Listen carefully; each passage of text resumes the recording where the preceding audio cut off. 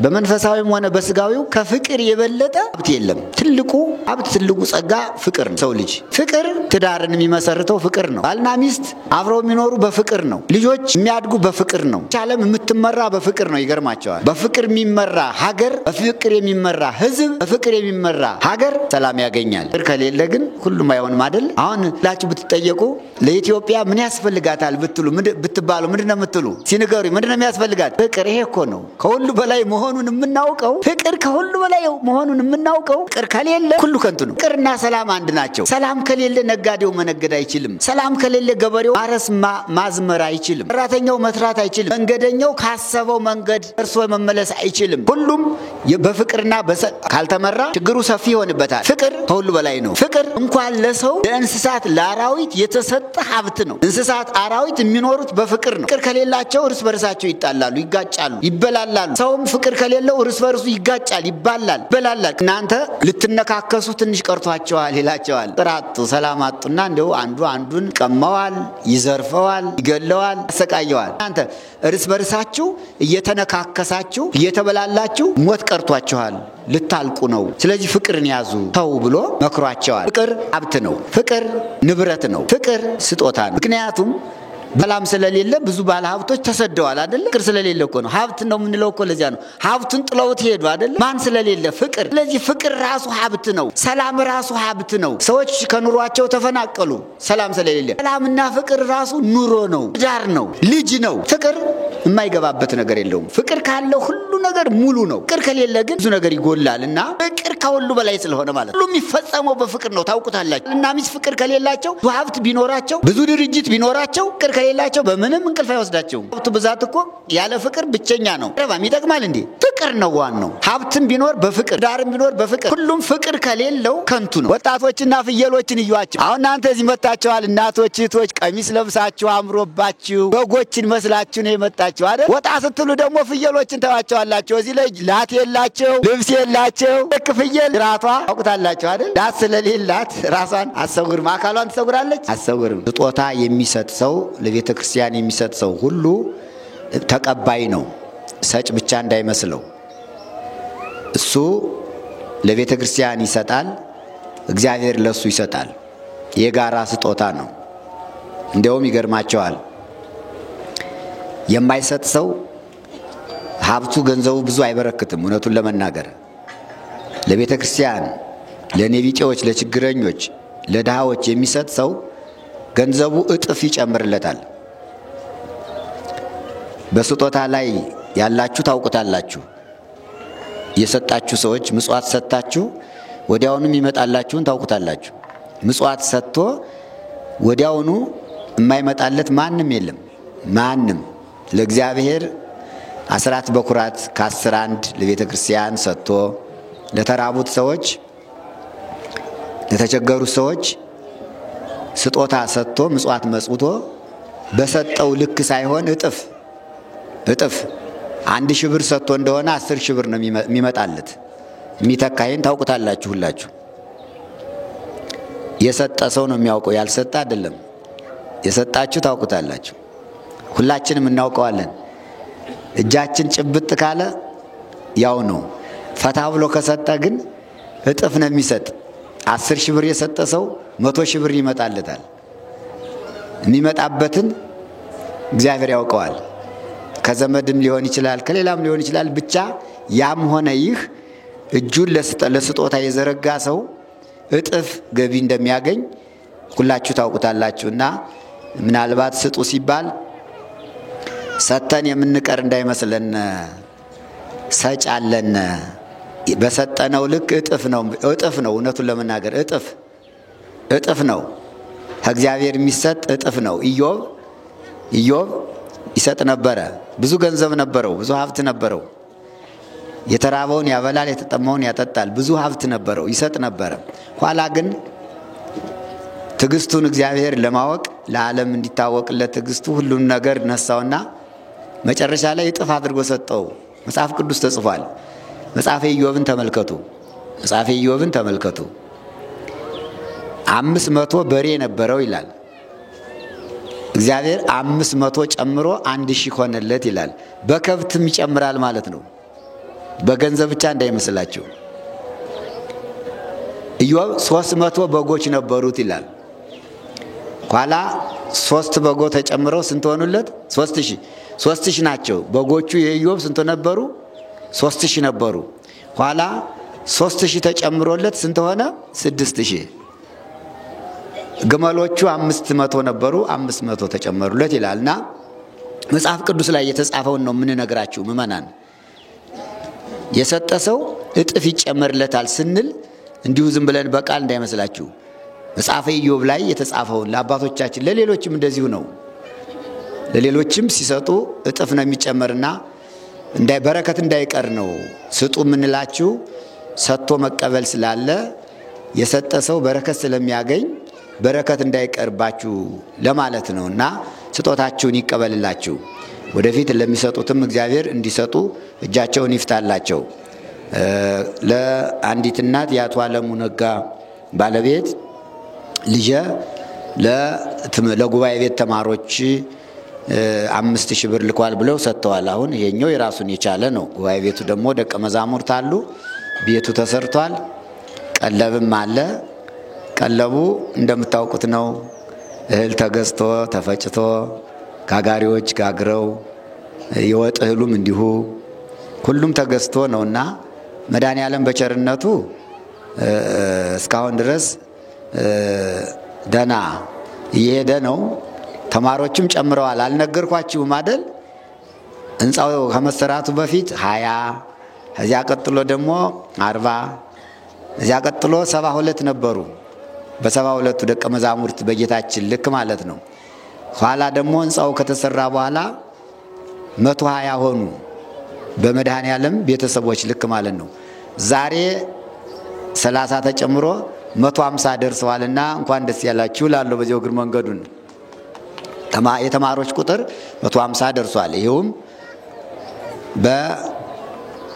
በቁስጥንጥንያ ጉባኤ ተሰብስበው መቅዶኒዎስን ያወገዙ 150 ሊቃውንት ቁጥር አላቸውና በእነሱ ልክ ማለት ነው።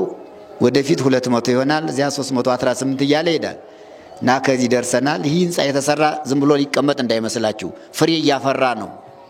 150 ሊቃውንት አንድ ጊዜ ሲመረቁ አንድ ጊዜ ተምረው ሲወጡ ኢትዮጵያን በመጠኑ ያዳርሳሉ። ወጥተው ሄደው የሚያስተምሩ ምእመናንን ነው በውጭ ሀገር በውስጥ ሀገር እና ይህ ቤት ማፍሪያ ቤት ነው። ይህ ቤት የጉባኤ ቤት የትምህርት ቤት እንዲሁ ተሰርቶ ዝም ብሎ ለጌጥ የተቀመጠ እንዳይመስላችሁ ማምረቻ ነው።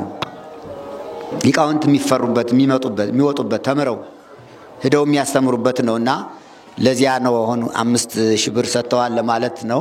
እግዚአብሔር ይስጥልን ብላችሁ ሁሉንም አመስግኑ። እግዚአብሔር ይስጥልን ብላችሁ የትምህርታችን ርዕስ ራእይኬ አባግዬ በጎቼን ጠብቅ የሚል ይሆናል። ራእይኬ አባግዬ በሉ እስቲ። በጎቼን ጠብቅ። ይህ ቃል የሚገኘው የዮሐንስ ወንጌል ምዕራፍ 21 ቁጥር 15 ላይ ተጽፏል። የተናገረው መምህር ዓለም ሁሉን ፈጥሮ የሚገዛ መድኃኔዓለም ክርስቶስ ከሰማያ ሰማያት ወርዶ ከቅድስት ድንግል ማርያም ተወልዶ በዚህ ዓለም 33 ዓመት ከ3 ወር እንደኖረ ተጽፏል፣ ይታወቃል። ከዚህ ከ33 ዓመት ከ3 ወሩ 3ቱን ዓመት ከ3 ወር ትምህርት ያስተማረበት ታምራት ያደረገበት ዘመን ነው። 3 ዓመት ከ3 ወር ቅዱስ ወንጌሉን እያስተማረ ታምራቱን እያደረገ ብዙ ሕሙማንን እየፈወሰ ህብስት እያበረከተ እያበላ 3ቱን ዓመት ከ3 ወር ካሳለፈ በኋላ ለቤዛ ዓለም በመስቀል ላይ ተሰቅሎ ስጋውን ቆርሶ ደሙን አፍሶ ዓለምን አድኖ ተሰቅሎ ሙቶ ተቀብሮ በ3ኛው ቀን ከሙታን ተለይቶ ተነሳ። ክርስቶስ ተንሥአ እሙታን አሰሮ ለሰይጣን ሰላም ሚእዜሰ ይኩን ፍስሐ ወሰላም። ክርስቶስ በታላቅ ስልጣን በመለኮታዊ ስልጣን ከሙታን ተለይቶ ተነሳ። አሰሮ ለሰይጣን ሰይጣንን አሰረው፣ አጋዞ ለአዳም አዳምን ነፃ አወጣው። ሰላም ከዛሬ ጀምሮ ሰላም ይሁን የሚለው መንፈሳዊ መዝሙር በየሳምንቱ ምእመናን ወደ ቤተክርስቲያን ሲመጡ በዚህ ሰላምታ ቤተክርስቲያን ለልጆቿ ሰላምታ ታቀርባለች እና ከሙታን ተለይቶ ተነሳ። ዛሬ ያዝነው ዘመነ ትንሣኤ በዓለ ፋሲካ ስለሆነ በዓለ ፋሲካውን በሰላም እንዲያስፈጽመን ቅዱስ ፈቃዱ ይሁንልን እና ከተነሳ በኋላ በ25ኛው ቀን ልዩ የሆነ ጉባኤ አድርጎ ጥብርያዶስ በሚባል ወንዝ አጠገብ ታምራት አድርጓል። አሳ አበርክቶ አብልቷል። የተጠበሰ አሳ፣ የተጋገረ ዳቦ፣ የነደደ እሳት ተዘጋጅቶ ቅዱሳን አባቶቻችን ሐዋርያት አሳ ለማስገር በባህር መረባቸውን እየጣሉ ግን አሳ ሳያገኙ አድረው ሲነጋ ግን ድካማቸውን አይቶ ችግራቸውን አይቶ ከወደቡ ቁሞ ልጆች የሚበላለ ብሎ አናግሯቸው የለም አሉት። መረባችሁን በቀኝ በኩል ጣሉት አላቸው። በመርከቡ በቀኝ በኩል ሲጥሉት 153 ታላላቅ አሳ ተያዘ። እነሱ የያዙት አሳ እንዳለ ሆኖ ከወደቡ ላይ ሲወጡ ፍሙ መርቶ ማይዱ ተሰርቶ አሳው ተጠብሶ ተዘጋጅቶ ጠብቋቸው የተጠበሰውን አሳ ዳቦውን ብሉ ብሎ መግቧቸዋል መድኃኔ ዓለም ክርስቶስ። የዛሬ ሳምንት ስለ አሳው ተምረናል፣ ስለ ማይዱ ስለ መሰራቱ። ከዚያ ጋር የተያያዘ ነው። ካበላቸው በኋላ ይላል ወእምድኅረ መሥሑ ይቤሎሙ እግዚእ ኢየሱስ ለአርዳኢሁ። ጌታችን መድኃኒታችን ኢየሱስ ክርስቶስ ምሳቸውን ከበሉ በኋላ የተጠበሰውን አሳ የተጋገረውን ዳቦ በኋላ ይቤሎ ለጴጥሮስ ከበሉ በኋላ ጌታችን መድኃኒታችን ኢየሱስ ክርስቶስ ጴጥሮስን እንዲህ አለው። የትምህርታችን ርዕስ በጎችን ጠብቅ ነው አይደለ? እና ምን አለው? ስምዖን ወልደ ዮና ታፈቅረኒኑ እምሉ ፈድፋደ። ጥያቄ ነው የጠየቀ። ሆዳቸው ከሞላ በኋላ አጠገቡ በኋላ ጥያቄ ጠየቀው። የጠየቀው ደግሞ ታላቁን አባት ሊቀ ሐዋርያት የሐዋርያት አለቃ 120 ቤተሰቡን የበላይ ሆኖ የሚመራ የክርስቶስ እንደራሴ ማለት ተተኪ ማለት ነው። ተወካይ ማለት ነው። እንደራሴ የሚባል አንድ ሰው አንድ ታላቅ የበላይ መሪ እንደራሴ ያለው ምክትል እንደማለት ነው። ቅዱስ ጴጥሮስ የክርስቶስ እንደራሴ ሆኖ ነው የተሾመ። እሱ ካረገ በኋላ የበላይ ሆኖ ቤተሰቡን የሚመራ ይህን ዓለም በማስተማር በማጥመቅ በማቁረብ በሃይማኖት እንዲመራ የሾመው የወከለው እንደራሴ ያደረገው እግዚአብሔር አምላክ ቅዱስ ጴጥሮስን ነው። ስለዚህ ሌሎች ሐዋርያትም አሉ፣ አብረው አሉ። ጥያቄው ግን ለሱ ቀረበለት፣ ኃላፊ ስለሆነ ማለት ነው። በማንኛውም ስራ ተጠያቂ የመጀመሪያ ተጠያቂ ኃላፊ ነው አይደል? በየመስሪያ ቤቱ በሁሉም አንድ ነገር ቢበላሽም ለዚያ ነገር ተጠያቂው ኃላፊው ነው። ጥሩ ስራ ቢሰራ ልማት ቢለማ ደግሞ ሽልማቱን የሚቀበል ማን ነው? ኃላፊው ነው። ኃላፊነት ሁለት ነገሮች ይጠብቁታል። በኃላፊነቱ ጥሩ አድርጎ ከሰራ ሽልማት አለው። ሁሉን መስሪያ ቤቱን ወክሎ የሥራ ባልደረቦቹን ወክሎ ሽልማቱን የሚቀበል ኃላፊ ነው። ጥፋትም ካለ እንዲሁ ተወቃሽ እሱ ነውና ቅዱስ ጴጥሮስ ለዚህች ዓለም እንደራሴ ሆኖ ለ120 ቤተሰቡና ወደፊት ለሚያምኑት ክርስቲያኖች በሙሉ ኃላፊ ሆኖ ስለተሾመ ጥያቄውን እሱ ተጠይቋል። ለምንድን ነው ጴጥሮስን የጠየቀው ሌሎችን ያልጠየቃቸው የሚል ሰው ካለ ጥያቄ የሚቀርብ ለኃላፊ ስለሆነ ለማለት ነው። እና ምን አለው? ኦ ስምዖን ወልደ ዮና የዮና ልጅ ስምዖን ሆይ ታፈቅረኒኑ እምሉ እዚህ ካሉት ከነዚህ ከ120 ቤተሰቡ የበለጠ ትወደኛለህን አለው። የሚገርም ጥያቄ ነው። እየሰማችሁ ነው? አዎ ጥያቄዎች ብዙ ጥያቄዎች አሉ። ክርስቶስ ግን ጴጥሮስን የጠየቀው ቅዱስ ጴጥሮስ የጠየቀው የፍቅር ጥያቄ ነው። የጠብ አይደለም፣ የፈተናም አይደለም። ከሁሉ በላይ የሆነ ጥያቄ ነው። በዚህ ዓለም በመንፈሳዊም ሆነ በስጋዊው ከፍቅር የበለጠ ሀብት የለም። ትልቁ ሀብት ትልቁ ጸጋ ፍቅር ነው ለሰው ልጅ። ፍቅር ትዳርን የሚመሰርተው ፍቅር ነው።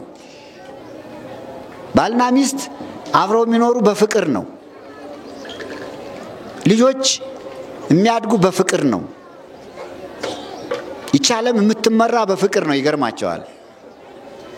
በፍቅር የሚመራ ሀገር፣ በፍቅር የሚመራ ሕዝብ፣ በፍቅር የሚመራ ሀገር ሰላም ያገኛል። ፍቅር ከሌለ ግን ሁሉም አይሆንም አይደል?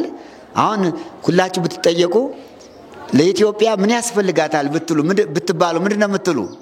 እስቲ ንገሩኝ። ምንድነው የሚያስፈልጋት? ፍቅር። ይሄ እኮ ነው ከሁሉ በላይ መሆኑን የምናውቀው። ፍቅር ከሁሉ በላይ መሆኑን የምናውቀው። ፍቅር ከሌለ ሁሉ ከንቱ ነው። ፍቅርና ሰላም አንድ ናቸው። ሰላም ከሌለ ነጋዴው መነገድ አይችልም። ሰላም ከሌለ ገበሬው ማረስ ማዝመር አይችልም። ሰራተኛው መስራት አይችልም። መንገደኛው ካሰበው መንገድ ደርሶ መመለስ አይችልም። ሁሉም በፍቅርና በሰላም ካልተመራ ችግሩ ሰፊ ይሆንበታል። ፍቅር ከሁሉ በላይ ነው። ፍቅር እንኳን ለሰው ለእንስሳት ለአራዊት የተሰጠ ሀብት ነው። እንስሳት አራዊት የሚኖሩት በፍቅር ነው። ፍቅር ከሌላቸው እርስ በርሳቸው ይጣላሉ፣ ይጋጫሉ፣ ይበላላሉ። ሰውም ፍቅር ከሌለው እርስ በርሱ ይጋጫል፣ ይበላላል። ቅዱስ ጳውሎስ ተናግሮታል። እናንተ ልትነካከሱ ትንሽ ቀርቷቸዋል ይላቸዋል። የገላትያን ሰዎች ፍቅር አጡ፣ ሰላም አጡና እንደው አንዱ አንዱን ይቀማዋል፣ ይዘርፈዋል፣ ይገለዋል፣ ያሰቃየዋል። አዲያ ምን አላቸው በመልእክቱ ሲጽፍ? እመሰት ትባሉ ወትትናሰኩ ታልቆ ተርፈክሙ። እናንተ እርስ በርሳችሁ እየተነካከሳችሁ እየተበላላችሁ ሞት ቀርቷችኋል፣ ልታልቁ ነው።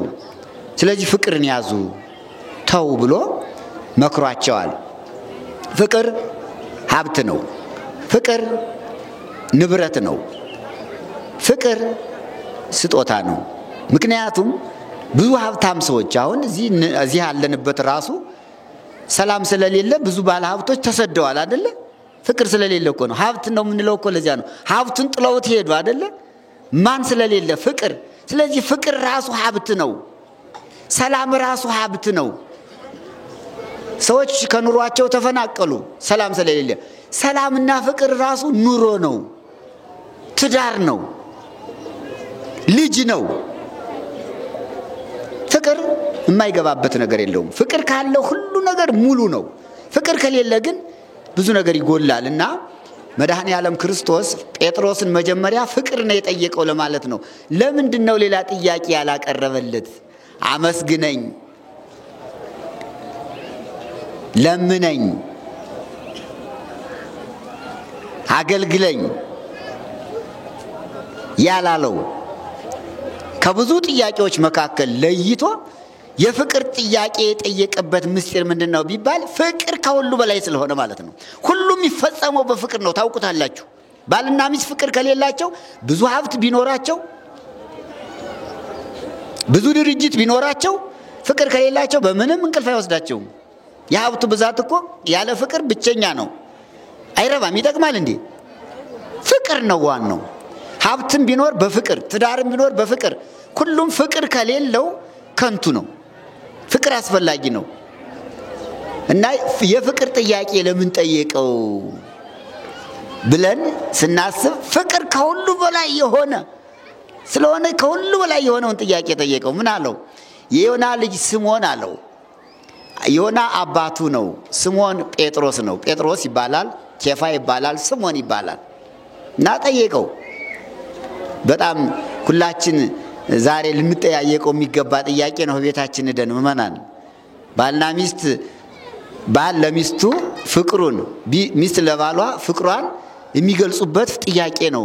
ጎረቤትና ጎረቤት፣ ወንድምና ወንድም፣ እህትና እህት ሁሉም ትወደኛለህ፣ እንዋደዳለን፣ በፍቅርና ያለነ ብለን ራሳችን እንደ አዲስ ፍተሻ የምናቀርበው ጥያቄ እንዲሆን አደራላችኋለሁ። እሺ ዛሬ ሄዳችሁ የተጣላ አስታርቃችሁ እኛም እርስ በርሳችን ፍቅር መኖራችን እንድንጠያየቅበት ነው ወንጌሉ የሚያስተምርና የዮና ልጅ ስምዖን ሆይ ከነዚህ ይልቅ እኔን ትወደኛለህ አለው። ወይ ጉድ! መልሱ ምን ይሆን? ምን ይመስላችኋል? አልወድህም ይሆን? እወድሃለሁ ይሆን? እወድሃለሁ ነው። ግን ሳይወደው ነው እየወደደው ነው እወድሃለሁ የሚለው። ሳይወድ እወድሃለሁ አይባልም። እንኳን መምህሩንና ፈጣሪውን ሌላም አይታለልምና ሁላችን ስንዋደድ ያንገት በላይ ፍቅር እንዳይሆን ቅዱስ ጴጥሮስ መልስ አለው። ቅድም እናንተ ያላችሁት ነው። እግዚኦ ለሊከ ተአምር ከማና ፈቅረከ፣ አቤቱ እኔ እኮ እንደምወድህ አንተ ራስህ ታውቃለህ አለው። አያችሁ መልስ። አዎ እወድሃለሁ ቢለው ኑሮ እንዲሁ ተራ መልስ ይሆን ነበር። ጥያቄው ታላቅ ጥያቄ ስለሆነ መልሱም ደግሞ በጣም ታላቅ መልስ ነው። አዎ እወድሃለሁ አላለውም። ብቻውን እወድሃለሁ ብቻ ብሎ አላስቀመጠም። አዎ እንደምወድህ አንተ ታውቃለህ። ተመልከቱ እንግዲህ እንዴት ያለ ፍቅር ነው! እግዚአብሔር የሚወደው ፍቅር፣ የሚያውቀው ፍቅር። ተመልከቱ መልስ። አየው እንደምወድህ አንተ ራስህ ታውቃለህ። አያችሁ ወይ ጉድ! ጥያቄው ግሩም፣ መልሱ ግሩም አይደንቃችሁም? እንደምወድህ አንተ ታውቃለህ። እንግዲህ ምን ያህል እንደሚወደው መድኃኔ ዓለም ክርስቶስ የጴጥሮስን ፍቅር ያውቀዋል ማለት ነው። እንደምወድህ አንተ ታውቃለህ ማለት ከኔ ይልቅ አንተ ታውቀዋለህ። እኔ ፍጡር ነኝ፣ አንተ ፈጣሪ ነህ። አንተ ኃያል ገናና፣ እኔ ደካማ ነኝ።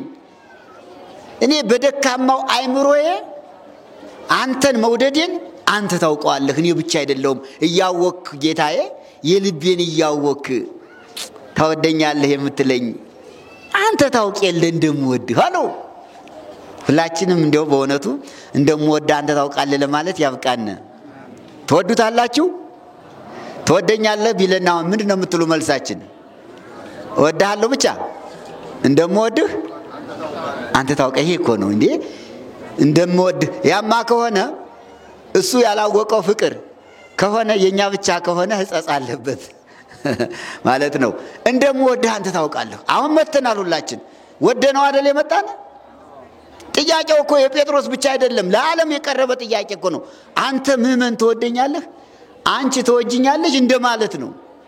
አዎ እወድሃለሁ ማለት ደግሞ በተግባር መጥቶ እዚህ ማስቀደስ ነው፣ መጸለይ ነው እንጂ ከቤት ሆኖ እወድሃለሁ ቢል አሁን መጥቶ ያላስቀደሰ ቤተክርስቲያን ያልሳመ ሰው አሁን እወድሃለሁ ቢል ይወደዋል አይወደውም? ትክክለኛ ነው አይደለም? የፍቅሩ መግለጫ እንደ ጴጥሮስ ወደሱ መቅረብ ነው። በንስሐ በቁርባን በስጋ ወደሙ ወደሱ ቀርቦ እንደምወድህ አንተ ታውቃለህ፣ ሕግህን እፈጽምልሃለሁ ማለት ነው። እወድሃለሁ ማለት ሕግህን እፈጽማለሁ፣ ንስሐ ገብቼልሃለሁ፣ ኃጢአቴን አርቄያለሁ በንስሐ። ይሄ ነው መልሱ። እና ቅዱስ ጴጥሮስ እንደምወድህ አንተ ታውቃለህ ካለው በኋላ የትምህርታችን ርዕስ ምንድነው? ምንድነው ያልኳችሁ? በጎችን ጠብቅ አይደለ? ይሄ ፍቅር፣ ይሄ የፍቅር ጥያቄ ከተጠየቀ በኋላ በጎችን ጠብቅ የሚለው ተከታይ ነው። እወድሃለሁ አለው። እንደምወድህ አንተ ታውቃለህ ሲለው እንግዲያስ ጴጥሮስ እኔን በጣም የምትወደኝ ከሆነ ራይት ያባጌ በጎችን ጠብቅልኝ አለው። የመድኃኔ ዓለም ያለ አይገርምም? ከወደድከኝ እኔን አመስግነኝ አለው አላለው? ከወደድከኝ አብላኝ አጠጣኝ አላለው? ከወደድከኝ ቤት ስራልኝም አላለው? መቼም አንድ ሰው ከወደደ በጣም እወድሃለሁ ካለ አንድ ከፍ ያለ ነገር ማድረግ አለበት። ቤት ወይ ሊሰራ ይችላል፣ መኪና ሊሰጠው ይችላል፣ ሊሸልመው ይችላል። የፈለገውን ነገር ይሄን አድርግልኝ ነው የምንለው። አሁን እኛ አንድ ሰው ወዳጃችን ይኖራል። ትወደኛለህ ብለን ጠይቀነው ወድሃለሁ ካለን ምንድነው የምንለው? በቃ ቤት እየሰራው ነው አንዱን ክፍል አስጨርስልኝ ነው የምንለው አይደለ? ለማን? ለራሳችን። መድኃኔዓለም ክርስቶስ ትወደኛለህ ብሎት እወድሃለሁ ሲለው ለማን ሰጠው? ፍቅሩን አሳልፎ ለማን ሰጠው? በጎቼን ጠብቅልኝ። ለኔ አላለም። ለኔ ይሄን አድርግልኝ አላለም። በጎቼን ጠብቅ። ለነገሩ በጎቹ የራሱ ስለሆነ በጎቼን ጠብቅልኝ ማለት ምን ያህል ፍቅር እንዳለ፣ ለበጎቹ ምን ያህል ፍቅር እንዳለው፣ በጎቹ እንዳይራቡበት፣ በጎቹ እንዳይጠሙበት እንዴት እንደሚወዳቸው ያጠይቃል። በጎቼን ጠብቅልኝ አለው። እሺ አለ። ሁለተኛ ደገመው። አሁንም ያው ነው ቃሉ። የዮና ልጅ ስምዖን ትወደኛለህ አለው። አዎ እወድሃለሁ አለው። እንደምወድህ አንተ ታውቃለህ አለው። ራይኬ ማስዬ ጠቦቶቼን ጠብቅልኝ አለው። ተከታተሉ፣ ምሳሌ ነው ይሄ። በጎቹ እነማን ናቸው? ጠቦቶቹ እነማን ናቸው? ይህ ፍቅር ለጥበቃ የተላለፈ እነማን ናቸው በጎች? እነማን ናቸው ጠቦቶች? ኋላ እናየዋለን። ጠቦቶችን ጠብቃል። ጠቦቶችን ነው ጠቦቶችን ጠብቃለሁ። እሺ አለ። ለሶስተኛም ጊዜ አሁንም ያንኑ ቃል ደገመለት። ስምዖን ወልደ ዮና ታፈቅረኒ ነው? አንተ የዮና ልጅ ስምዖን ትወደኛለህ አለው። ደግሞ አሁን ሶስተኛ እኮ ነው። ፍቅር ማለት ይሄ እኮ ነው። ሶስት በስመ ሥላሴ ስራ የሚሰራ በስመ ሥላሴ ነው። በአብ በወልድ በመንፈስ ቅዱስ። ጥያቄም እንደዚሁ ነው። ሶስት ጊዜ ትወደኛለህ አለው። አሁንም ጴጥሮስ ወተከዘ ጴጥሮስ 23ኛው ላይ አዘነ ይላል። እስመ ይቤሎ 60 ታፈቅረኒ ነው። ሶስተኛ ትወደኛለህ ስላለው ጴጥሮስ ተከዘ ይላል፣ አዘነ። እንዲቻል አይ ጌታዬ ሶስት ጊዜ ጠየቀኝ አይ አለና አዘነ። መልሱ ግን ያው ነው። አዎ እንደምወድህ አንተ ታውቃለህ አለው። በሶስተኛው ግን ጴጥሮስ የተከዘበት ምክንያት አንድ ነገር አለው። ጴጥሮስ ጌታችን ስንት ጊዜ ክዶት ነበር? ስንት ጊዜ ነበር የካደው? 3 ጊዜ። ምን ብሎት ነበር እሱ? 60 ትክደኒ ዘእንበለ ይውቁ ዶርሆ። ዶሮ ሳይጮህ 3 ጊዜ በዚህ ሌሊት ትክደኛለህ ብሎት ነበር አይደለ? ደሞም ክዶት ነበረ። ፍቅሩ ቀዝቅዞ ነበረ፣ ተቋርጦ ነበር እኮ ለአንድ ሌሊት። ያ ፍቅር አንተ ጋር አብሬ እሞታለሁ፣ ከሄድክበት እሄዳለሁ፣ ሌሎች ቢክዱ እንኳን እኔ አልክድህም፣ ካንተ እስከ ሞት ድረስ አልለይም ብሎ ነበር በማቴዎስ ወንጌል ምዕራፍ 26 ላይ እንደተጻፈው። ኋላ ግን ችግር ሲመጣ፣ ፈተና ሲመጣ አላውቀውም ብሎ ክዶ ነበረ እና 3 ጊዜ ክዶ ግን ወዲያው ንስሐ ገባ። ይገርማቸዋል። ዶሮ ሲጮህ ቀሰቀሰው። ዶሮው ንስሐ አባት ሆነው ለጴጥሮስ።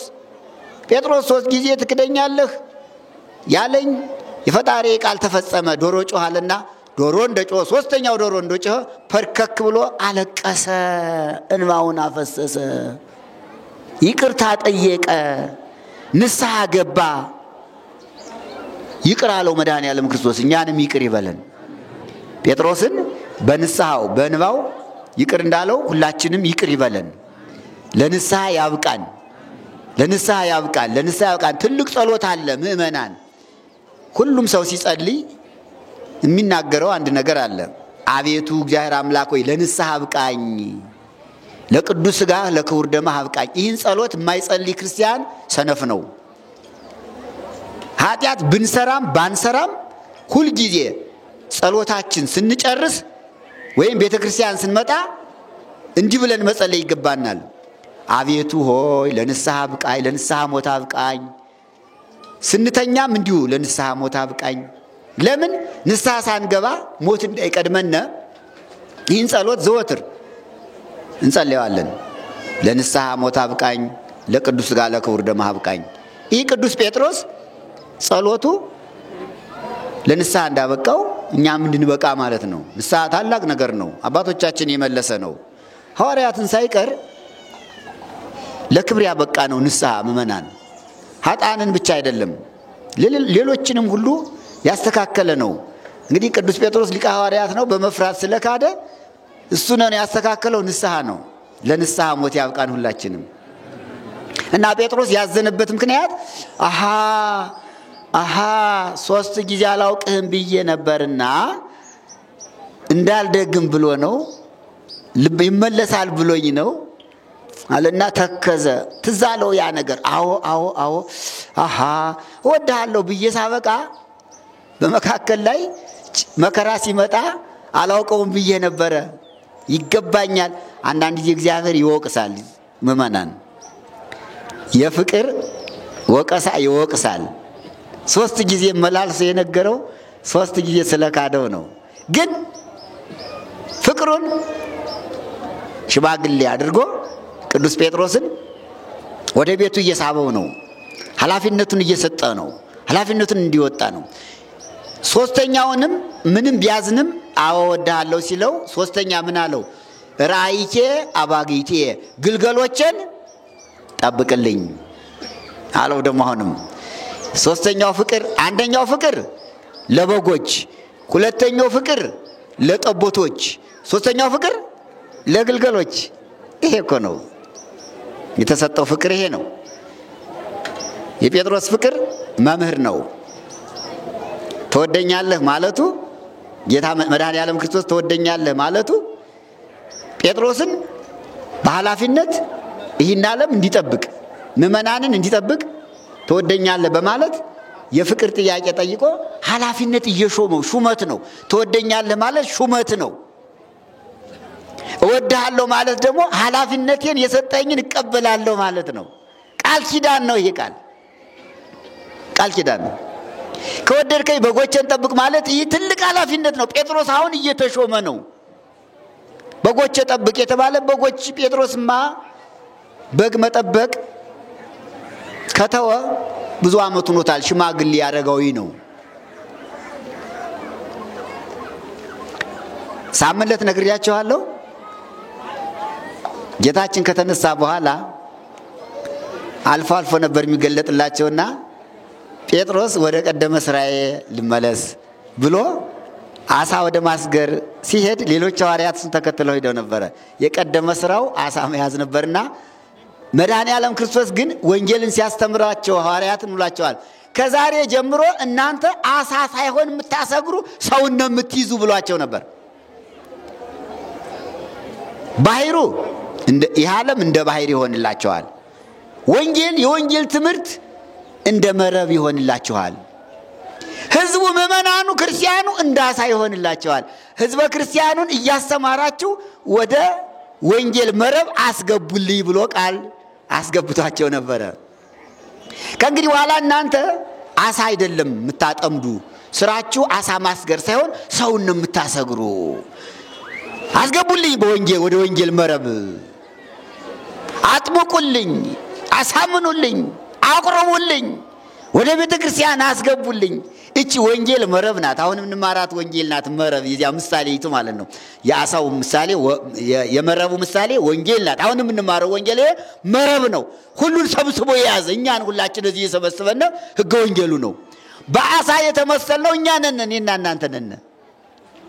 አሳዎች ወደ መረብ እንደሚገቡ ህዝበ ክርስቲያኑን ወደ ወንጌል መረብ አስገቡልኝ፣ ህፃናትን አጥምቁልኝ፣ አቅርቡልኝ፣ ወጣቶችን፣ አረጋውያን፣ አዛውንቶችን ሰብስቡልኝ ነበር ያላቸው።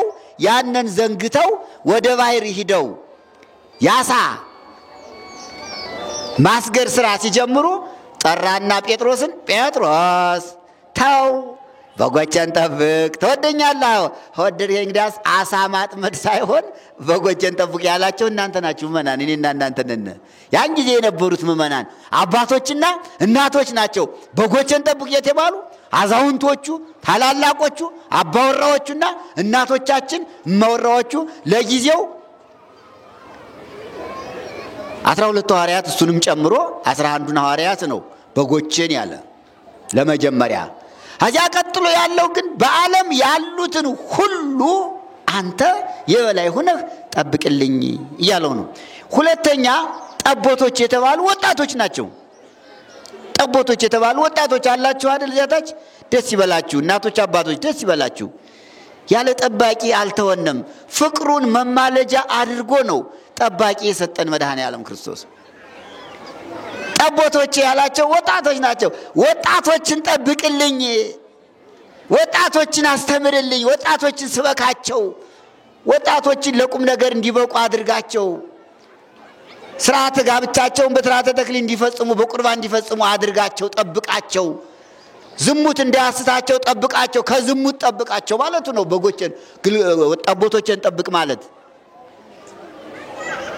ወጣትነት ብዙ ስተት ስለሚያመጣ መጠበቅ ስላለበት የሚገርማችሁ ነገር ግብጽ እስክንድሪያ ምእመናን እዚህ ላይ አንድ ነገር ልንገራችሁ። በግብጽ በእስክንድሪያ ከኢትዮጵያ ጋር በሃይማኖት አንድ ናት። እስክንድሪያ 5 ሀገሮች ኢትዮጵያ፣ እስክንድሪያ፣ ህንድ፣ ሶሪያ፣ እስክንድሪያ፣ ህንድ፣ ኢትዮጵያ፣ አምስተኛው ማናት? አርማንያ። እነዚህ 5ቱ በሃይማኖት አንድ ናቸው። እና እስክንድሪያ ሄጄ ነበር ባለፈው። እና ምንድነው የሚገርማችሁ ነገር ህፃናት የሚያድጉ በቤተ ክርስቲያን ነው። ከህፃንነታቸው ጀምሮ ትምህርት ይሰጣቸዋል እንደ እድሜያቸው የ1 ዓመት የ2 ዓመት የ3 ዓመት እንዲህ እያሉ እስከ አቅመ አዳምና አቅመ ሔዋን እስኪደርሱ ድረስ ትምህርት እየተሰጣቸው ያድጉና የሚገርማችሁ ነገር በግብጽ ሀገር በእስክንድሪያ ክርስቲያኖች ነው የምነግራችሁ። በእስክንድሪያ ያሉ ክርስቲያኖች በሙሉ የሚጋቡ በተክሊል ነው። ያለ ተክሊል የሚፈጸም ጋብቻ የለም። ጠቦቶችን ጠብቅ የተባለው ለዚህ ነው። ከዚያው ቤተክርስቲያን ያድጋሉ፣ ይማራሉ። ትምህርትም የሚማሩ ከዚያው ነው። ዘመናዊ ትምህርታቸው መገዳም ነው ያለ። በየገዳሙ ትምህርት ቤት አለ። አረማውያኑ ስለሚያስቸግሩ እዚያው ነው የሚያድጉ። ከጋብቻ በፊት ምንም ሴትም ትሁን ወንድ የሚወሰልት የለም። በድንግልና እንዳሉ የምትድራቸው ቤተክርስቲያን ናት። ከዚሁ ነው የሚታጭላቸው። ገሊትን ገሊ ያግባ፣ ገሊትን ገሊ ያግባ። ሁሉም በድንግልና ነው፣ ያለ ተክሊል አይጋቡም። የሚገርማችሁ ነገር በእስክንድሪያ ክርስቲያኖች ፍች የሚባል ነገር የለም። ትዳር አይፈታም በፍጹም። እንዲሁ እዚህ ላይ ጠበቅ አድርገን ልናስረው ይገባናል። እዩማ ምእመናን፣ ፍች የሚባል ነገር የለም። ስሙም አይታወቅም። ክርስቲያንም አይባልም። የሚፈታም የለም። ህጉም ስለሆነ ተምረው አውቀው ስለሚጋቡ ቁርባን ደግሞ የሚለይ የለም። አሁን ዛሬ እዚህኛ ብዙዎች ነን ውጭ ያለ ነው። አሁን የእስክንድሪያ ክርስቲያኖች መጥተዋል። ይህ ሁሉ በሙሉ ቆርቦ ነው የሚሄድ እንጂ ሳይቆርብ የሚሄድ የለም። ይገርማቸዋል። እኔ ንስሐ አልገባሁም እኔ ምናምን የለም። ከመጀመሪያው ተመስርተው ስለወጡ በዚህ ቃል ማለት ነው በጎችን ጠብቅ፣ ጠቦቶችን ጠብቅ ባለው ቃል አባቶች እናቶችም ይህን ቃል ጠብቀው ፍች የሚባል የለም። ወጣቶችም ጋብቻቸው በቁርባን ተክሊል ስለሆነ አይቋረጥም። በቃ እኔ በጣም ነው የገረመኝ። በዚህስ ፍችስ እንኳን ክርስቲያኖች ሌሎችም አይፈቱም።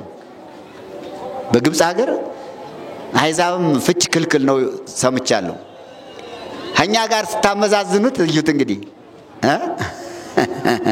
ጋብቻው እንዴት እንደሆነ እየተፋታ ያለው አሁን ይኖራል። እዚህ የተፋታ ለመፋታት የሚያኮበኩም ይኖራል። ክልክል ነው። እነዚህን ነው በጎችን ጠብ የተባለ እንዳይፋቱ። ንስሐ አባቶች እዚህ ላይ ኃላፊነት አለብን ነው ሁላችን። ባልና ሚስት እንዳይፋቱ መምከር፣ ማስተማር። እንኳን መፋታት እንኳን መለያየት መጣላት እንደሌለ ቤተክርስቲያኒነን አብክራ መናገር ማስተማር ይገባታል። አይፋቱም። አተጋቡ ሞት ነው የሚለያቸው። ይህን የመሰለ ህይወት አለና እኛም ኢትዮጵያውያን ግራኝ መሐመድ ከመጣ በኋላ ይህን ስርዓት አፍርሶብናል። እውነቱን ለመናገር እስከዚያ ድረስ ከግራኝ ድረስ አሁን በእስክንድሪያ እንዳለው ስርዓት አንድ ወንድ ለአንዲት ሴት፣ አንዲት ሴት ለአንድ ወንድ ባለው በድንግልና ተጠብቀው ነበር የሚጋቡ። እሱ 15 ዓመት ኢትዮጵያን ሲይዛት የነሱን ጋብቻ ታውቁታላችሁ አይደል? አንድ ወንድ ስንት ሴት ነው የሚያገባ? 7። ወደዚህ የመረው እሱ ነው። የኛ እንዴት ተለወጠ ካላችሁ በግራኝ ጊዜ ነው የለወጠው። በቃ እንደፈለክ በእኛ በቁርአኑ 7 ሴት ለአንድ ወንድ ስለሚፈቀድ አንተም ግባበታልና በየሀገሩ በየከተማው አንዳንድ ሴት ማስቀመጥ ተጀመረ። ቅባት ማስቀመጥ 5 ሴት መውለድ። ይሄ ከግራኝ ወዲህ የመጣ ነው። የማይረባ ህግ ነው። ኃጢአት ነው። ከንቱ ነው እንጂ ህጉ የወንጌሉ ትእዛዝ የማቴዎስ ወንጌል ምዕራፍ 19 ቁጥር 3 ላይ ብሲ ወብሲት አሐዱ አካል ባልና ሚስት አንድ አካል ናቸው ነው የሚለው። ኢኮኑ ክልኤተ ሁለት አይደሉም። ዘእግዚአብሔር አስተጻመረ ይክል ይፍልጥ ሰብ እግዚአብሔር አንድ ያደረገውን ሰው ሊለየው አይችልም ነው ያለው። ሰው ሊለየው አይችልም። ይህ የወንጌል ህግ ነው። ይህ የወንጌል ህግ እስክንድሪያ እስካሁን ድረስ እንደተጠበቀ ነው ለማለት ፈልጌ ነው። በእኛ ሀገር ስለምንድን ነው የላላ ካላችሁኝ ምክንያቱም ነግሬያቸዋለሁ አይደል? ብዙ ሴት መውለድ፣ ቁባት ማስቀመጥ፣ ማውጣት፣ ማግባት እሱ 15 ዓመት ኢትዮጵያን በያዘ ጊዜ የመጣ ከንቱ ነገር ነው። አልተስተካከለም። ይስተካከል። እናስተካክለው። እኛ ማስተካከል ነው። ቤተሰብ ማስተካከል ነው። ልጆቻችን በድንግልና መጠበቅ ነው። እናቶች ራይቼ አባገየ ኃላፊነቱ በ3 ይከፈላል። እዚያ ጠቦቶችን ያለው ወጣቶችን ያለ ስርዓት እንዳይጋቡ ጠብቅ ማለት ነው። ምእመናን ልጆቻችሁን ቤተክርስቲያን ኃላፊነት አላት። መምከር አለባት፣ ማስተማር አለባት። ለዚህ ነው ህፃናትን ወደ ሰንበት ትምህርት ቤት ላኳቸውና በህፃንነት ይማሩ። ወጣቶች ይምጡና የወጣትነት ትምህርት ይማሩ። ትላልቆች የታላቅነት ትምህርት ይማሩ የምትለው ቅዱስ ቤተክርስቲያን ይህን 3ቱን ቃለ መጠይቅ መሰረት በማድረግ ነው። 3ኛው ማንን ጠብቃለው? ግልገሎች የተባሉ እነዚህ ህፃናት ናቸው። ህፃናት ከህፃናት ነው የሚጀምር። ህፃናት በ40 እና በ80 ቀን ካልተጠመቁ እንዴት ነው ያድጋሉ? ጥበቃው ይሄ እኮ ነው። በ40 በ80 ቀን እየተጠመቁ ወደ ወጣትነት እስኪደርሱ ድረስ የህፃንነት ትምህርት ይማሩ። አስተዳደጋቸው በመንፈሳዊ ዕውቀት የዳበረ ይሁን። ዕውቀታቸው እግዚአብሔር ጋር ይሁን። ፈሪሃ እግዚአብሔር ይባላል። እግዚአብሔርን ማስፈራራት አስተምሯቸው። አሁን አንዳንዱ ቤተሰብ ህፃናትን ሲቀጣ በሌላ ነው፣ ማስፈራሪያውም ሌላ ነው አይደል? ታውቁታላችሁ። ፈሪሃ እግዚአብሔርን እያስተማራቸው አሳድጓቸው። ህፃናት የሚቀጡ በፈሪሃ እግዚአብሔር ነው። እግዚአብሔርን በማዝራት ልጅ መስረቅ በእግዚአብሔር ዘንድ በጣም ስለሚያስቀጣ ከሰረቅና ከሰረቅሽ እግዚአብሔር ይቀጣሻል። ገሃነመ እሳት የሚባል አለ። በእሳት ያቃጥልሻል፣ ያቃጥልሃል። ይህን ፈሪሃ እግዚአብሔርን መቅጫ ብናደርገው በጣም ይጠቅመናል። ምእመናን የሚሰርቅ አይኖርም። አሁን እኮ ሁሉ ሌባ የሆነ አስተዳደጉ ቅጣቱ ፈሪሃ እግዚአብሔር የሌለው ስለሆነ እኮ ነው። እስቲ አባት አላህ እግዚአብሔር ይቀጣሃል፣ እግዚአብሔር ይቀስፋል ብላችሁ ወቅታችኋል፣ ቀጣችኋል? አንድ ዕቃ ሲሰብር ና ለምን ሰበርክ? መግረፊያው ወይ ገመድ ይሆናል ወይ ጨንገር ይሆናል። ያ ብቻውን ጥሩ ነው። ልጅን ቅጣ ይላል ጠቢቡ ሲራክ። ሴት ልጅንም ለአቅመ ሔዋን ስትደርስ ተሎ አጋባት እንዳትሳሳትብህ ይላል። ወንድ ልጅንም እንዲሁ ጠብቅ፣ ቅጣው፣ ግረፈው ይላል። ያ እንዳለ ሆኖ ግን የቤተሰብ ቅጣት እንዳለ ሆኖ ትልቁ ግን ማስፈራሪያ መሆን ያለበት ሕግ እግዚአብሔር ነው። ለምን? አትስረቅ። 10ቱ ቃላትን ማስተማር በሚገባ አትስረቅ ይላል እግዚአብሔር። ልጅ አትስረቅ፣ አትግደል ይላል ልጅ እግዚአብሔር። አትግደል። አሁን ሁሉ ገዳይ የሆነበት በምን ምክንያት መሰላችሁ? ይህንን ስላልተማረ እኮ ነው። አትግደል፣ ከገደልክ እግዚአብሔር እንደ ቃየል ተቀበዝባዥ ያደርግሃል። እንደ ቃየል ጭንቀታም ያደርግሃል፣ ተጨናቂ ትሆናለህ። ቃየል ወንድሙን በመግደሉ ቀበዝባዛ ሆኖ ነው የቀረ። የቃየል ኑሮ የመቀበዝበዝ ኑሮ ነው ያለፈው። ይገርማቸዋል። ቃየል እስኪሞት ድረስ አንድ ቀን ሰላም ሳያገኝ፣ አንድ ቀን የእረፍት ጊዜ ሳያገኝ እንደባከነ እንደተቅበዘበዘ ነው የሞተ መጽሐፍ ቅዱስ ይናገራል። እነን አስተምርልኝ፣ አትግደል የሚለውን አስተምርልኝ፣ አትስረቅን አስተምርልኝ፣ አታመንዝርን አስተምርልኝ፣ በሐሰት አትመስክር የሚለውን አስተምርልኝ፣ ሰንበትን አክብር፣ አባትና እናትህን አክብር፣ ከእግዚአብሔር በቀር ሌላ አምላክ አታምልክ፣ የእግዚአብሔርን ስም በከንቱ አትጥራ፣ ባልንጀራህን እንደ ራስህ አድርገህ ውደድ፣ የባልንጀራህን ገንዘብ አትመኝ ብለህ ጠብቅልኝ ማለት ነው። ምእመናን ለጴጥሮስ የተሰጠው አደራ ይሄ ነው። ሕፃናትን እንዲጠብቅ፣ ወጣቶችን እንዲጠብቅ፣ አዛውንቶችን እንዲጠብቅ 3 ጊዜ በጎችን ጠብቅ፣ ጠቦቶችን ጠብቅ፣ ግልገሎችን ጠብቅ ብሎ መድኃኔዓለም ክርስቶስ አደራ ሰጠው። በበጎች የተመሰሉ አዛውንቶች ናቸው። ያን ጊዜ ከነበሩ ጀምሮ እስካሁን ድረስ እናንተም እዚህ ያላችሁት ወደፊትም የሚነሱት እናቶቻችን አባቶቻችን ሁሉ በበጎች ተመስለዋል። በጎች የጻድቃን ምሳሌዎች ናቸው። በጎችን ጠብቅልኝ ብሎ አዛውንቶችን በበግ የመሰለበት ትልቅ ምስጢር አለው። መድኃኔዓለም ክርስቶስ ትልቅ ምስጢር አለው። በጎች የተመሰላችሁበት እናንተም ወደፊትም የምነሱት ምእመናን በጎች በጣም ደጋጎች ናቸው። በጎች እረኛቸውን አያሳዝኑም። በጎች ሌላው ቀርቶ እንዲያው ሲፈጠሩ የተፈጥሮ ጸጋ አላቸው ይላል። እነሱ አድርገውት አይደለም፣ እግዚአብሔር ሰጥቷቸው ስለሆነ በጎች ላት አላቸው። አካላቸውን የሚሸፍኑበት ላት አላቸው ይላል። ፍየሎች ግን የላቸውም። ጻድቃን የሰውን ኃጢአት ይሰውራሉ ይላል። ላት ተፈጥሮላቸው እዚህ ላይ አካላቸው እንዳይታይ የሆነበት ጻድቃን የራሳቸው ኃጢአት በንስሐ ያርቃሉ፣ ይሰውራሉ። የሌለውን ኃጢአት ደግሞ በምክር ኃጥአን ግን በፍየል ይመሰላሉ። ኃጢአታቸውንም በዓለም ያሳያሉ። እንዳሁኑ ትውልድ ማለት ነው። አሁን ትውልዱ ትቶቴል ሁሉን ነገር ፍየልና ሰውን እዩብኝ። እሺ ወጣቶችና ፍየሎችን እዩዋቸው። አሁን እናንተ እዚህ መጣችኋል። እናቶች እህቶች ቀሚስ ለብሳችሁ አምሮባችሁ በጎችን መስላችሁ ነው የመጣችሁ አይደል? ወጣ ስትሉ ደግሞ ፍየሎችን ተዋቸዋላችሁ። እዚህ ላይ ላት የላቸው፣ ልብስ የላቸው። ልክ ፍየል ጅራቷ ታውቁታላችሁ አይደል? ላት ስለሌላት ራሷን አሰውርም፣ አካሏን ትሰውራለች አሰውርም። በጊቱ ግን ላት ስላላት አካሏን አታሳይም። ለዚህ ነው በጎችን ጠብቅ ያለው።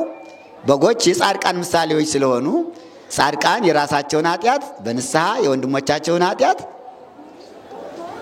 በጸሎት ይሸፍናሉ እንጂ እገሌ እንዲህ ነው ብለው አያሙም፣ አያነውሩም፣ አይነቅፉም፣ ያለቅሳሉ ለሰው። ስለዚህ በጎች በምእመናን የተመሰሉት በእናንተ ለብሳችሁ መጣችኋል። አሁን በጎች ሴቶች እንስቶች በጎች ላት አላቸው፣ ሰውነታቸው አካላቸው አይታይም። ይኸው እናንተ አለባበሳቸውን አያምርም? ፍየሎችሳ ፍየሎች ጅራት ነው ያላቸው። ጅራት ስላላቸው ሲሄዱ አካላቸው ይታይባቸዋል። ኃጥአንም እንደዚህ ናቸው። ቀድሞ ኃጥአን በፍየሎች ሲመሰሉ የራሳቸውን ኃጢአት አይሰውሩም፣ የሌለውንም ኃጢአት አይሰውሩም ነበረ። ዛሬ ግን ሰው በቁሙ ፍየል ሆኗል። አልሆነም? እንደ ፍየሊቱ እንዲህ ብለው ሲሄዱ ሰውነታቸው አይጋለጥም? ይጋለጣል። ለዚህ እኮ ነው እኛን በጎችን ጠብቅ ያለው። ምእመናንን በበጎች የመሰለበት ምስጢር ነው። ሰው ዛሬ ፍየል ሆኗል አለባበሱ። ይህ ብቻ አይደለም፣ እንዲህ አበላሉም ፍየል ሆኗል። ቅጠል አይደል እንደ ፍየል የምትበላ? በቅጠል ትበላለች? አትበላ። ምንድን ነው የምትበላ? ሳር ነዋ፣ ሰርዶ ነው የምትበላ። ዛሬ በኃጥአን በፍየል የተመሰሉት ኃጥአን ዛሬ በየቤታችሁ ታውቁታላችሁ። ጫት የሚበላ ልጅ አላችሁ? ይኸው አበላላችሁ። የኃጥአን እኮ አበላላቸውም ፍየል ቅጠል እንደምትበላ ይኸው ዛሬ ትውልዱ ተመርዞ በሱስ ተመርዞ ቅጠል እንደ ፍየል ቅጠል ሲበላ ይውላል፣ ሲሸመጥጥ። ታውቁታላችሁ? ይህን ቅጠል ምንድን ይባላል? የምን ቅጠል ነው የሚበላ? የጫት ቅጠል። በጎቹ እሳር ነው የሚበሉ፣ ምእመናን ደግሞ ቅጠል ሳይሆን የሚበሉ እግዚአብሔር የፈቀደላቸውን ጥሩውን ምግብ ይመገባሉ። እዚያ በበለጠ ደግሞ መንፈሳዊ ምግብ ቅዱስ ሥጋውን ክቡር ደሙን ይቀበላሉ። እና በበግ የተመሰሉበት ምክንያት በጎችን ጠብቅ ብሎ የመሰለበት በጎች የምእመናን ምሳሌዎች ስለሆኑ ማለት ነው። ጠቦቶች የተባሉት ወጣቶች ናቸው። እዚህ ላይ ልናተኩርበት ይገባል። እንደ ቅዱስ ጴጥሮስ አሰረ ክህነት ያላቸው ሁሉ መነኮሳቱ፣ ካህናቱ፣ ምእመናን ልጆቻቸውን መንከባከብ፣ መጠበቅ፣ ዶ መጠየቅ ይገባል። አንደኛው። ሁለተኛው በዚህ ዓለም በኃላፊነት የተቀመጡ አስተዳዳሪዎች፣ መሪዎች ሕዝባቸውን ሊጠብቁ ይገባል። አውሬ እንዳይበላቸው በጎችን እረኛው የሚጠብቃቸው ከአውሬ፣ ከሌባ፣ ከነጣቂ ነው። ቀሳውስት፣ ካህናትም መነኮሳትም መናፍቃን አውሬ ተኩላ ይላቸዋል። እውነቱን ለመናገር አውሬ ተኩላ ይላቸዋል መናፍቃንን። በወንጌሉ ላይ በጎችን ወናሁፊያን ወክሙ ከማባግ ማይከለ ተኩላን እንደ በጎች በተኩላዎች መካከል እልካቸዋለሁ ብሎ ተኩላ ያላቸው መናፍቃንና አሕዛብን ነው። አላዊ ንጉሥ መናፍቅ ጳጳስ ይለዋል። አላዊ ንጉሥ መናፍቅ ጳጳስ እነዚህ ተኩላዎች ናቸው። መጽሐፉ ይናገራል። አላዊ ንጉሥ መናፍቅ ጳጳስ ወዳለበት እሰዳችኋለሁ። በዚህ ጊዜ ኩኑ የዋሃነ ከመርግብ እንደ ርግብ የዋሆች ሁኑ፣ ወጠቢባነ ከማርዌ ምድር እንደ እባብም ልባሞች ሁኑ ብሎ ተኩላ ብሎ ተናግሯልና ሰውን የሚነጥቁት ተኩላዎች የተባሉ መናፍቃን ናቸው፣ አረማውያን ናቸው። ከዚህ ጠብቁልኝ ብሎ ካህናትን ሲያስተምር ነው ለቅዱስ ጴጥሮስ በጎችን ጠብቅ ያለው። እስከ ዓለም ፍጻሜ ድረስ ጠቦቶች ወጣቶችን ጠብቅልኝ ነው፣ እንዳይነጠቁ እንዳይወስዷቸው። አሁን ብዙ በገንዘብ የሚነጠቃለ ወጣቱ፣ ሃይማኖትን የሚለውጣለ፣ በክደት በኑፋቄ ይወድቃለ። ይህ መጠበቅ የሚገባው አካል ነው። እነዚህን ጠብቅልኝ፣ ከክደት ከኑፋቄ ከመናፍቅነት ጠብቅልኝ ማለቱ ነው። ይህ የኛንም ይመለከተናል። በአስተዳደር ቅድም እንዳልኩት ህዝቡን መጠበቅ ነው። እንዳይርበው እንዳይጠማው ህዝቡን መጠበቅ ነው። በጎቹ እንዳይርባቸው እንዳይጠማቸው እረኞቹ ሳር ለምለም ሳር ጥሩ ወዳለበት ወስደው እንደሚመግቧቸው ህዝብ እንዳይራብ እንዳይጠማ ጠብቁልኝ ብለዋል መድኃኔዓለም ክርስቶስ። በኃላፊነት የሚቀመጥ ማንኛውም በስጋውም ይሁን በመንፈሳዊው አስተዳደር የሚቀመጥ ሁሉ የተሰጠውን ኃላፊነት በሚገባ መወጣት አለበት፣ መጠበቅ አለበት። ለተኩላ አሳልፎ ለጠላት መስጠት የለበትም። ሶስተኛ ወላጆች ናቸው። በጎችን ጠብቅ የተባለው ወላጆች ናቸው። ልጆቻቸውን መጠበቅ ቅድም እንዳልኩት ፈሪሃ እግዚአብሔርን እያስተማሩ ማሳደግ፣ ሕፃናትን ቆንጥጦ ማሳደግ፣ ወጣቶችን መቆጣጠር። በጎችን ጠብቅ ይላል። አሁንም ጠቦቶችን ጠብቁ ይላል። እናንተ ምእመናን ቅድም ምሳሌውን የነገርኳችሁ እንጂ ጠቦቶች የተባሉ ወጣቶች ናቸውና የወጣቶች አባቶች የወጣቶች እናቶች ማን ነው? እኛ ነን አላቸው አይደለ? ታዲያ እየጠበቃችኋቸው ነው ወይ? መድኃኔዓለም ጴጥሮስን ትወደኛለህ ብሎ እወድሃለሁ ሲለው ጠቦቶችን ጠብቅ እንዳለው ዛሬም እነዚህን ጠቦቶችን ወጣቶችን የሚጠብቅለት ይፈልጋል። ዛሬም ትወደኛለህ ወይ? አንተ አባወራ ትወደኛለህ ይልሃል። ዛሬ አንቺ እናት ትወጂኛለሽ ይልሻል። አዎ ካላችሁ ጠቦቶችን ጠብቅ፣ ልጅህን ጠብቅ፣ ልጅሽን ጠብቂ ነው የሚልሽ። ይሄ ነው መልሱ። እወድሃለሁ ካልነ መጠበቅ ነው። ወጣቶች ካልባሌ ቦታ ሂደው ሱሰኞች ሲሆኑ በዝሙት ሲሰነካከሉ ዝም ብሎ የሚያይ አባት የምታይ እናት በጎቹን ያልጠበቁ ናቸው። ስለዚህ ኃላፊነት ከጳጳሳት፣ ከመምህራን፣ ከመነኮሳት፣ ከቀሳውስት፣ ከህዝብ መሪዎች ጀምሮ እስከ ወላጆች ድረስ የተዘረጋ የፍቅር መረብ ነው። የመጠበቅ ኃላፊነት ነው። ለዚህ ነው ቤተክርስቲያን ወጣቶች ወደ ሰንበት ትምህርት ቤት እየመጡ ይማሩ። እንደ እስክንድርያ ምእመናን ጋብቻቸው በተክሊል በቁርባን ይሁን፣ ከጋብቻ በኋላ ፍች የለም፣ ባካችሁ ላኳቸው እያለች ቤተክርስቲያን ሁልጊዜ የምትሰብከው ለዚህ እኮ ነው። ሕፃናትን ግልገሎችን ጠብቅ። ሕፃናት እኮ ናቸው። ሕፃናት ሰንበት ትምህርት ቤት መጥተው እንዲማሩ በዚህ ቃል ነው እኮ የምትሰዷቸው። አንዳንዶቹ ይሰዳሉ፣ አንዳንዶቹ ደግሞ አይሰዱም። ይህ ቃል ታዲያ ግልገሎቼ ይጠበቁ፣ ጠቦቶቼ ይጠበቁ ካለ እነዚህን ጠቦቶች ግልገሎች ወይም በጠቦት በግልገል የተመሰሉ ወጣቶችና ሕፃናትን ቤተክርስቲያን በሰንበት ትምህርት ቤት ሰብስባ ካላስተማረች የት ትጠብቃቸዋለች? ስለዚህ ልጆቻችሁን ወደ ሰንበት ትምህርት ቤት ላኩ፣ ተቆጣጠሩ፣ አደራችሁ። ብዙ ዋጋ ከፍላችኋል፣ የከፈላችኋላችሁ። በአስተዳደግ ችግር ቆንጥጦ ባለማሳደግ፣ መክሮ ባለማሳደግ፣ ወደ ሰንበት ትምህርት ቤት ሰዶ ቃለ እግዚአብሔር እንዲማሩ ባለማድረግ ብዙ ዋጋ የከፈለ ሰው አለ። አልታዘዝ ያሉ ልጆች አሉ። በሱስ የተጠመዱ ልጆች አሉ።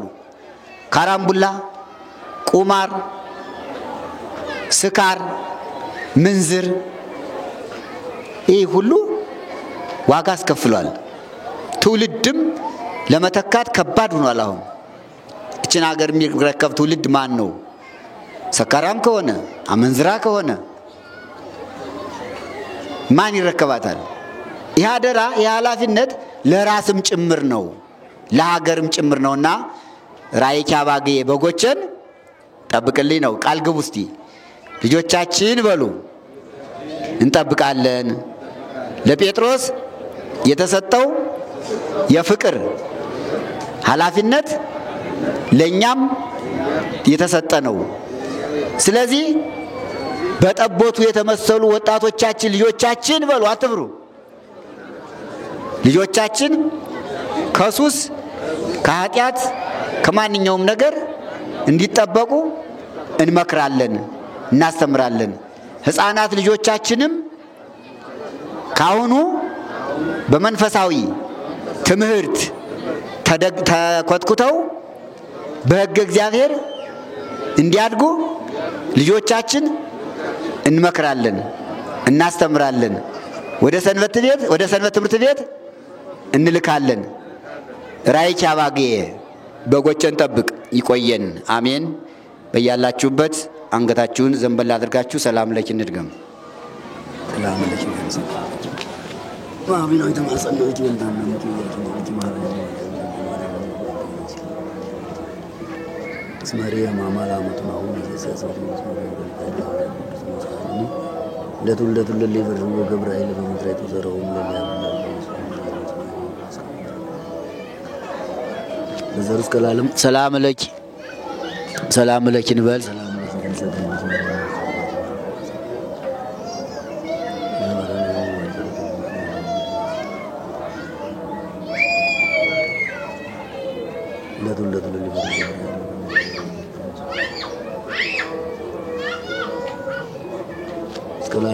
ሰላም ለኪ እንበል። ሰላም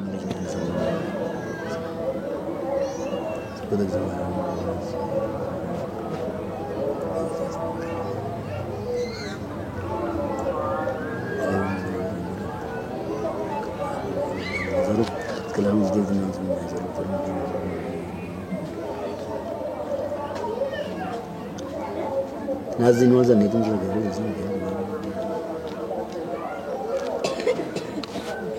አፍራ ከስጋውነት በከመሰገደ ለወልድ ዮሐንስ ፍቅር ቀና በሉ ቀና በሉ። ለጸሎት እንነሳ። ጨርሰናል።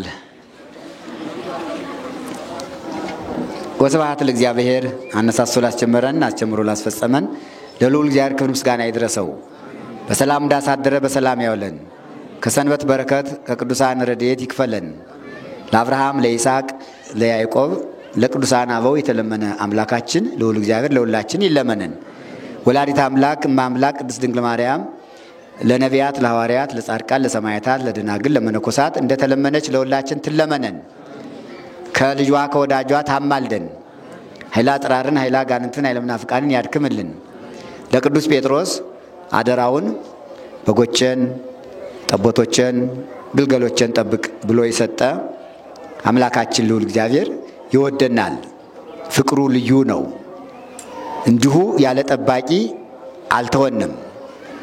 ከጴጥሮስ በኋላም የቤተ ክርስቲያን አባቶቻችን እየተካ እስካሁን ድረስ ጠባቂም ተጠባቂም ሳታጣይች ቤተክርስቲያን ኑራለችና ወደፊትም እግዚአብሔር አምላክ ይህን ቃል የፍቅሩን ቃል አጽንቶ ጠብቆ ቤተክርስቲያናችን ህዝባችን በምሕረቱ በይቅርታው ጎብኝቶ እስከ ዓለም ፍጻሜ ድረስ እንዲያሻግርልን ቅዱስ ፈቃዱ ይሁንልን። ከሩቅም ከቅርብም በውስጥም በውጭም ሆነው በጸሎት አስቡን የሚሉትን አሁንም እመቤታችን ወላዲተ አምላክ ቅድስት ድንግል ማርያም በሷ ስም ያቀረብነው ጸሎተ ማርያም ነውና በሷ ስም ያቀረብነውን ጸሎት ምክንያት አድርጎ መድኃኔዓለም አስቡን ያሉትን ሁሉ በቸርነቱ ይጎብኛቸው። ለእናንተም በየቤታችሁ ሰላም ይቆያችሁ።